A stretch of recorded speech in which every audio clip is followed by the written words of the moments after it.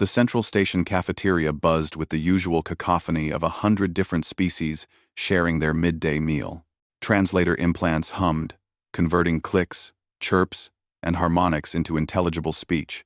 The air smelled of exotic spices and synthetic proteins, a testament to the galaxy's diversity gathered under one roof.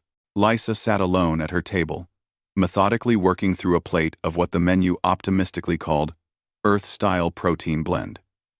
She'd been stationed on the diplomatic outpost for 3 months now, long enough to recognize the subtle social hierarchies that governed the massive dining hall.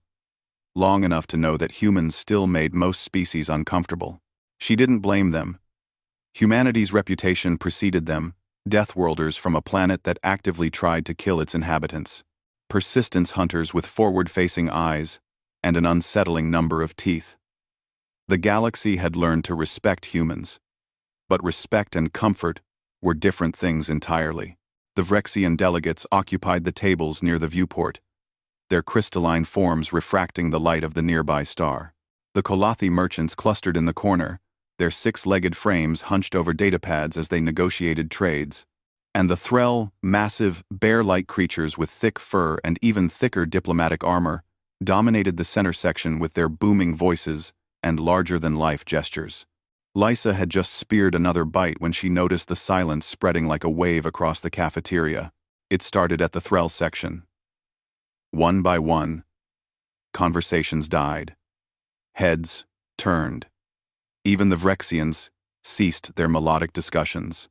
Lysa followed their gazes and found herself looking at 2 small forms approaching her table with determined waddles. Threll cubs, no more than knee-high, their russet fur still fluffy with youth, their round ears perked forward, and their dark eyes fixed on her with the kind of fearless curiosity that only the very young possessed.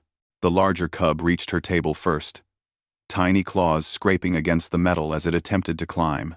Without thinking, Lysa set down her fork and reached out, steadying the cub as it scrambled onto the table's edge. The second cub followed, and soon both stood on her table, completely ignoring her meal.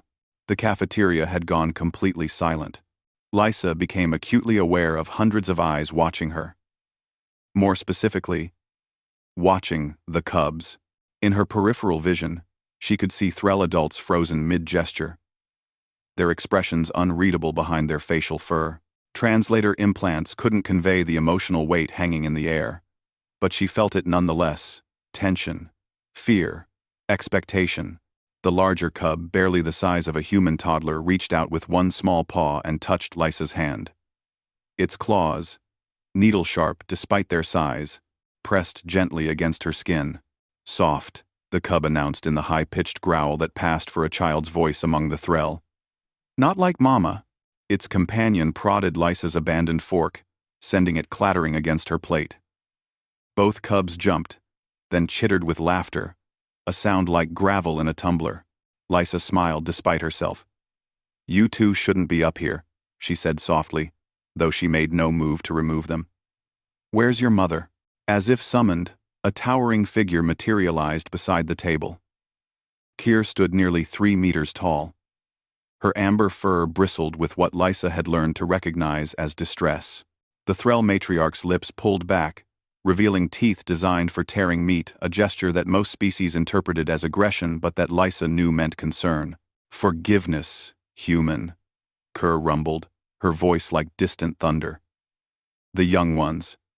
They have no understanding of boundaries." Lysa watched as every being in the cafeteria seemed to hold their breath. She understood now. This was a test, though not one either she or Kyr had planned. The galaxy watched to see how the human would react to an invasion of her space by the children of an apex predator species. They watched to see if the rumors were true, if humans really were the dangerous, unpredictable deathworlders that reputation suggested. The smaller cub had found a piece of synthetic fruit on Lysa's plate and was attempting to eat it with the kind of determination only children could muster. Lysa reached out slowly, telegraphing her movement as she'd learned to do around the Threll. She gently plucked the fruit from the cub's paws and broke it into smaller pieces. "Here," she said, offering the pieces back. "Easier this way."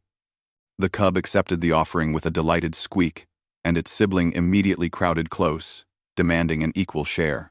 Kerr's bristled fur began to settle. "They are drawn to you," she said, a note of wonder creeping into her voice. "This is unexpected." "Kids are kids," Lysa replied, dividing her remaining fruit between the two cubs. "Doesn't matter what planet they're from. They're curious, fearless, and convinced the universe revolves around them." A sound emerged from Kyr's throat, something between a growl and a laugh. "You have younglings of your own?" "Nieces," Lysa said.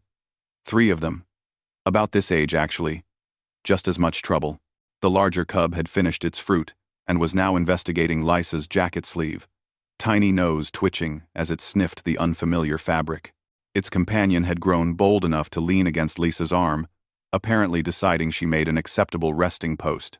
Around the cafeteria, conversations slowly resumed. But the quality had changed. Lysa could feel the shift in atmosphere, curiosity replacing wariness, interest replacing fear. Kyr settled onto her haunches beside the table, bringing her massive head closer to Lysa's level. "My people have been cautious of yours," she admitted. "We are both predator species, both from what you call death worlds. We were uncertain if this made us natural allies or natural competitors." "And now?" Lysa asked, gently extracting her sleeve from the cub's investigation. Kyr watched her children, who had now discovered the entertainment value of Lysa's hair and were attempting to braid it with their small paws. "Now, I think perhaps we have more in common than we feared. You did not flinch when they approached. You did not see threats, you saw children. They are children," Lysa said simply.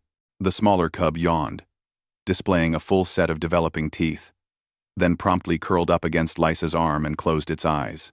Its sibling, apparently deciding this was an excellent idea, followed suit. Kyr's expression, as much as Lysa could read it, seemed to soften. "Perhaps you would join us for the evening meal?" she offered. "My mate would like to meet the human who allowed our cubs to make a nest of her table." Lysa looked down at the 2 small forms pressed against her, their breathing already deep and even with sleep.